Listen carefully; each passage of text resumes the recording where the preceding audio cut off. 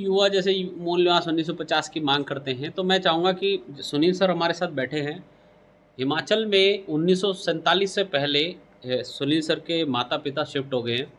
तो मूल निवास 1950 के ऊपर सुनील सर एक बार रोशनी डाल दे तो मेरे हिसाब से उन युवाओं को एक संदेश चला जाए।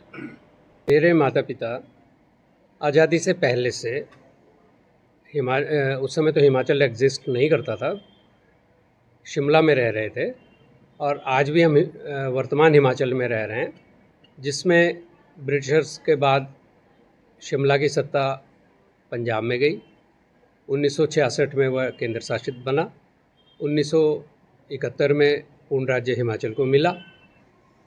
तो अगर हमारे वहाँ बसने और इस सारे घटनाक्रम को देखा जाए तो मेरे पास 1950 का मूल निवास होना चाहिए था, किंतु सामान्य वर्ग के लिए ऐसा कोई प्रावधान संवैधानिक या किसी भी राजपत्र द्वारा केंद्र सरकार ने जारी नहीं किया है। तो जो ये मांग है कि मूल निवास 1950, ये सरासर गलत है। ये केवल अनुसूचित जाति और अनुसूचित जनजाति के लोगों को ही इस प्रकार का प्रमाण पत्र जारी किया जाता है। उत्तराखंड सन 2000 में अस्तित्व में आया। सन 2003 में माननीय मुख्यमंत्री तिवारी जी ने वहाँ एक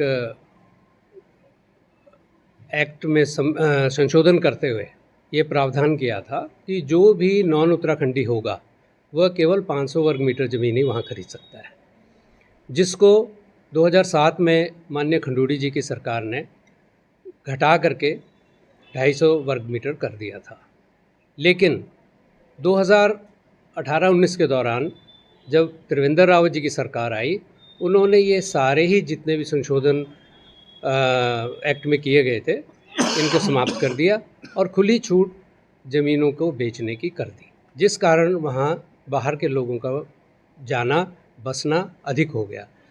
जहाँ तक उत्तराखंड के मूल निवासियों की बात है, जो वहाँ के पर्वतीय लोग क्षेत्र के वासी हैं, उनके पास रोज़गार का वहाँ कोई साधन नहीं है, जिस कारण उन्हें अपने प्रदेश से बाहर निकलना ही पड़ता है। जहाँ तक रही बात बाहर के लोगों के वहाँ बसने की, तो वहाँ लोग जो बाहर से जा रहे हैं वो वहाँ के हमारे संसाधनों का दोहन कर रहे हैं, हमारे लोगों को बहला फुसला करके उनकी गरीबी का फ़ायदा उठाते हुए उनकी कीमती ज़मीनों को कौड़ियों के दाम पे ख़रीद रहे हैं, वहाँ रिज़ॉर्ट खोल रहे हैं, वहाँ होटल्स खोल रहे हैं।